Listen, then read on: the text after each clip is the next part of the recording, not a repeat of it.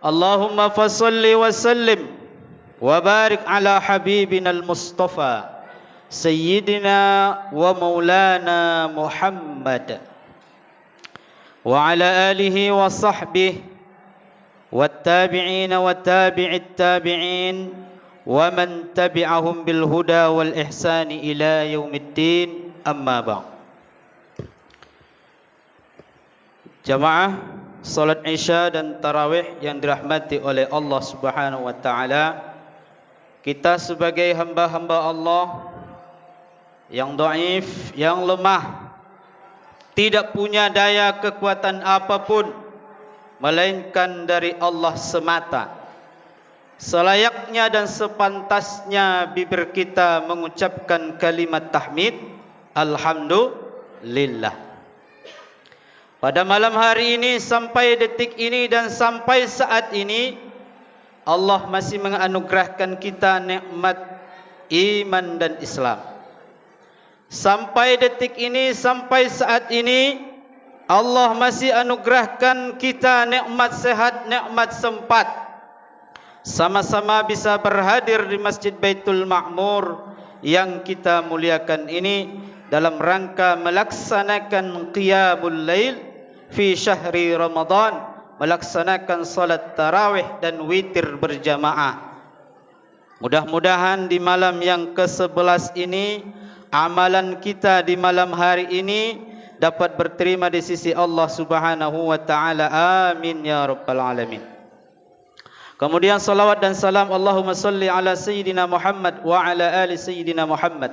Mudah-mudahan kita semua termasuk daripada umatnya yang senang bersolawat, menjalankan sunnah-sunnahnya. Dengan demikian kita bisa selamat dan mendapatkan syafaat, baik di dunia, lebih-lebih di hari akhirat. Ma'asyiral muslimin, jamaah salat Isya dan tarawih yang dirahmati oleh Allah, izinkan kami mengucapkan kalimat hormat kepada Ustadz kita yang sudah lama tidak bersua, Ustadz Damba Putra. Kemudian yang saya hormati Ketua RW dan rekan-rekan RT yang alhamdulillah bisa hadir di malam hari ini. Mudah-mudahan kita doakan mereka bisa mengajak kita selalu ke dalam jalan kebaikan. Dan kemudian tentunya pengurus atau DKM Masjid Baitul Ma'mur beserta perangkat-perangkatnya, mudah-mudahan Allah masukkan dalam 7 golongan. Sab'atun yudhilluhumullahu fi dhillih yauma la dhilla illa fi dhillih. Nanti di hari kiamat, kata Rasul, ada 7 kelompok umat manusia yang mendapatkan perhatian dari Allah, mendapatkan naungan di mana hari itu kacau balau, hati galau, tidak tahu tempat berlindung selain perlindungan Allah. Di antaranya adalah rajulun qalbuhu mu'allaqun bil masajid, seorang laki-laki ataupun nanti perempuan yang hatinya selalu terpaut dengan masjid. Kita-kita ini yang senang dengan masjid, senang dengan musalla, insyaallah taala akan termasuk dalam kelompok ini. Amin. Bapak-bapak, ibu-ibu, jamaah salat tarawih yang dirahmati oleh Allah, judul kultum kita di malam hari ini anak-anak kalau masih main, Pak Ustadz tandai, dari dahinya nampak. Siapa yang main-main tidak dikasih stempel oleh malaikat raqib, tidak dikasih tanda tangan oleh Pak Ustadz, ya. Baik, judul kultum kita di malam hari ini adalah 3 pesan Rasulullah sallallahu alaihi wasallam. 3 pesan ini disampaikan oleh Rasulullah kepada sahabatnya yang bernama Anas bin Malik. Anas bin Malik ini adalah sahabatnya Rasulullah sallallahu alaihi wasallam yang menjadi membantu Rasulullah selama hidupnya, selama 10 tahun. Semenjak Rasulullah sallallahu alaihi wasallam sampai di kota Madinah, Maka ibunya Ummu Sulaim menghadap Rasulullah sallallahu alaihi wasallam. Anaknya waktu itu Anas bin Malik masih berumur 10 tahun. Ya Rasulullah, anakku ini aku wakafkan untuk engkau, dia akan memenuhi segala keperluanmu. Maka Anas bin Malik yang berumur 10 tahun ini menemani Rasulullah sampai akhir hayat. Artinya Anas bin Malik menemani Rasulullah selama 10 tahun. Maka tidak heran sahabat Anas bin Malik banyak meriwayatkan hadis. Semua ucapan-ucapan Nabi Muhammad yang berkesempatan dengan dia bisa direkam dengan baik, bisa dihafal dengan baik. Itulah kemudian yang kita sebut dengan hadis Nabi sallallahu alaihi wasallam. Ma'asyiral muslimin, jamaah salat tarawih yang dirahmati oleh Allah, Anas bin Malik beliaulah yang mendapatkan berkah doanya Nabi Muhammad sallallahu alaihi wasallam. Ketika ibunya Ummu Sulaim menghadap Rasulullah, "Ya Rasulullah, hadha khuwaidimuk, ud'ulah." Ya Rasulullah, tolong doakan anak saya ini. Maka kalau ada kita jumpai seorang syekh, seorang kiai, seorang ulama datang ke sana bawa anak minta doa, mungkin dari sinilah pengambilannya. Ibunya Ummu Sulaim minta doa pada Rasulullah supaya anaknya didoakan. Maka didoakan oleh Rasulullah dengan 4 macam doa. Apa doanya? Allahumma akthir malah wa waladah wa atil umrah waqfir dzambah. Ya Allah, perbanyaklah hartanya. Ya Allah, perbanyaklah anak-anaknya, keturunannya. Ya Allah, panjangkanlah umurnya. Ya Allah, ampunilah dosa-dosanya. Doa Nabi yang pertama, ya Allah, perbanyaklah hartanya. Maka di kota Madinah, salah satu sahabat yang paling kaya di antaranya adalah Anas bin Malik. Ada Abdurrahman bin Auf, ada Abu Bakar As-Siddiq, ada Utsman bin Affan, dan di antara mereka yang kaya adalah Anas bin Malik berkah doanya Nabi Muhammad.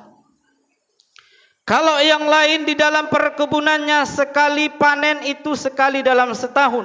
Kalau Anas bin Malik 2 kali panen dalam setahun. Kemudian doa Nabi Muhammad, Allahumma akthir waladah, ya Allah perbanyaklah anak keturunannya. Maka dikatakan oleh Anas bin Malik, falaqad ruziqtu min sulbi siwa waladi khamsatan mi'atan wa khamsatan wa ishrin. Sungguh Allah karuniakan kepada saya keturunan siwa waladi, selain daripada anak-anakku. Artinya selain daripada anaknya, selain daripada cucunya, artinya cicitnya berapa? Mi'atan wa khamsatan wa ishrin, sebanyak 125. Banyak kira-kira ibu? Baru cicit-cicitnya 125. Berkah doa Nabi Muhammad. Apalagi doanya, Allahumma atil umrah, ya Allah panjangkan usianya. Maka Anas bin Malik memperoleh nikmat dari Allah, usia yang panjang, usianya 120 tahun. Maka beliaulah termasuk salah satu sahabat Nabi yang terakhir meninggal dunia bertepatan di kota Basrah, negara Irak sekarang ini. Ma'asyiral muslimin, jamaah salat tarawih yang dirahmati oleh Allah. Apa yang ingin kita sampaikan? Suatu ketika Anas bin Malik menuangkan air untuk menyiapkan daripada keperluan Rasulullah sallallahu alaihi wasallam. Selesai daripada hajatnya Nabi Muhammad, maka Nabi Muhammad mengangkat kepalanya dan kemudian berkata, ala uallimuka thalatha khisalin tanfa'uk. Hei Anas, maukah engkau kira-kira aku ajarkan 3 perkara tanfa'uk, apabila engkau amalkan 3 amalan ini, 3 perkara ini, itu akan memberikan manfaat yang besar dalam hidupmu. Apa saja itu? Kata Nabi, mata laqita min ummati ahadan fasallim alaih yutil umrah. Apabila engkau bertemu dengan saudaramu sesama agama Islam, baik di masjid, baik di musalla, baik di pasar, baik di sekolah, dimanapun berada, engkau ketemu dengannya, bertemu dengannya, salim alaih, ucapkanlah salam kepadanya, assalamu alaikum. Yutil umrak, mudah-mudahan Allah akan panjangkan usiamu. Selama ini kan kita mengucapkan salam ketika masuk rumah saja, atau ketika berceramah, Pak RT berceramah, berpidato, memberikan kata sambutan, Pak RW berikan kata sambutan, barulah mengucapkan assalamu alaikum. Tapi Nabi Muhammad memberikan pesan, budayakan salam di mana saja pun engkau berada. Bertemu dengan saudaramu sesama Islam, ucapan yang pertama sekali engkau ucapkan adalah assalamu alaikum, bukan hai bro, hai jeng, ya, tapi apa? Assalamu alaikum. Baru tanya kabar, apa kabarmu? Selama ini tidak kan? Gaya anak muda, hai bro, kemana bro? Ya, mau bro, mau jeng, terserah. Yang penting ucapan yang pertama sekali adalah assalamu alaikum. Apa kata Nabi? Siapa yang mengamalkannya, membudayakannya, yutil umrah, Allah akan panjangkan usianya. Maka kalau ibu-ibu pengen mencari resep panjang umur, ya, resep panjang umur, amalkan yang ini. Tidak usah jauh-jauh menjumpai dukun, ya, menjumpai kiai, tidak usah. Amalkan yang pertama ini, budayakan salam di mana saja pun berada, assalamu alaikum. Mudah-mudahan Allah panjangkan umurnya. Apa buktinya? Buktinya Anas bin Malik sudah mengamalkan, usianya 120 tahun. Asyrul muslimin, jamaah salat tarawih yang dirahmati oleh Allah. Dan yang kedua, lebih khusus dikhususkan oleh Nabi Muhammad sallallahu alaihi wasallam, wa idza dakhalta baitaka fasallim alaihim yakthur khairu baitik. Apabila engkau masuk ke dalam rumahmu, maka ucapkanlah salam kepada penghuninya. Fasallim alaihim. Alaihim di sini berarti ada orangnya, ada orang di dalam rumah, maka ketika engkau masuk ke dalamnya ucapkan salam. Dan alhamdulillah ini masih kita amalkan. Anak-anak ketika masuk rumah assalamualaikum.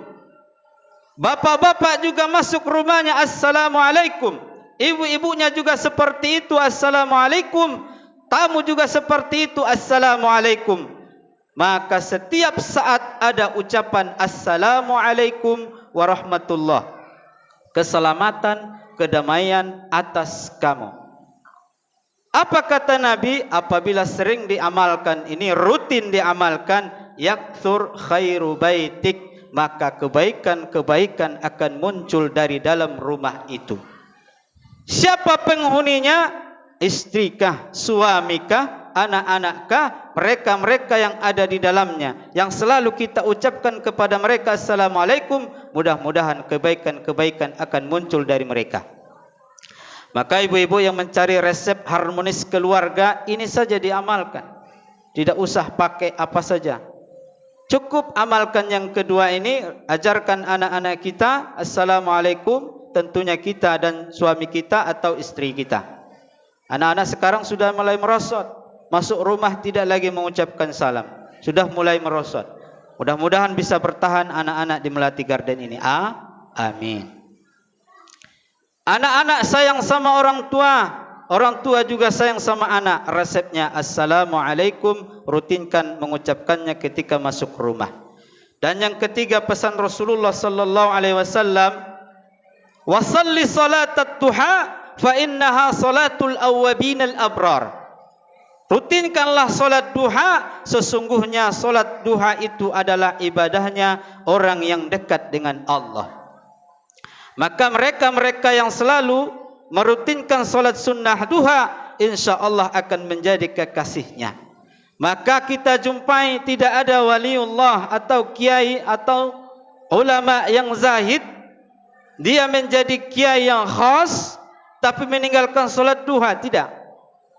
Justru mereka selalu merutinkan solat duha. Ma'asyiral muslimin, jamaah solat tarawih yang dirahmati oleh Allah. Maka sahabat Anas bin Malik termasuk daripada sahabat Nabi yang dekat dengan Allah Subhanahu wa taala. Dalam hidupnya sudah memiliki karamah. Maka suatu ketika pembantunya Anas bin Malik mengadu, ketepatan waktu itu musim panas luar biasa. Apa pengaduannya? Bahwa perkebunannya ini kering tandus, tidak punya air. Bagaimana kita bercocok tanam kalau hujan tidak turun? Maka beliau mengadukan itu kepada sahabat Anas bin Malik. Apa yang dilakukan sahabat Anas bin Malik? Berangkat ke kebunnya, ambil wudu, solat 2 rakaat. Setelah selesai solat 2 rakaat, berdoa, bermunajat kepada Allah. Setelah itu tidak lama hujan pun turun. Diselidiki sampai mana hujan turun, rupanya hanya sebatas kebun itu saja, tidak lebih dan tidak kurang. Ibaratnya kalau kita punya kebun, tentu ada tetangga kita punya kebun, di depan juga ada kebun, di belakang juga ada kebun. Ini siapa yang minta tolong tadi, cukup air hujan itu turun di kebunnya saja.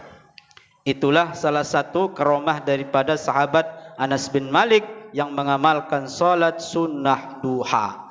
Mudah-mudahan 3 pesan ini bisa memotivasi kita semua mengamalkan pesan-pesan Nabi, sunnah-sunnah Nabi. Dengan demikian kita termasuk orang-orang yang bertakwa, khususnya di bulan suci Ramadan ini. Amin ya rabbal alamin. Mungkin itu yang dapat kami sampaikan. Kurang lebih saya mohon maaf. Segala kebenaran berasal dari Allah Subhanahu wa taala.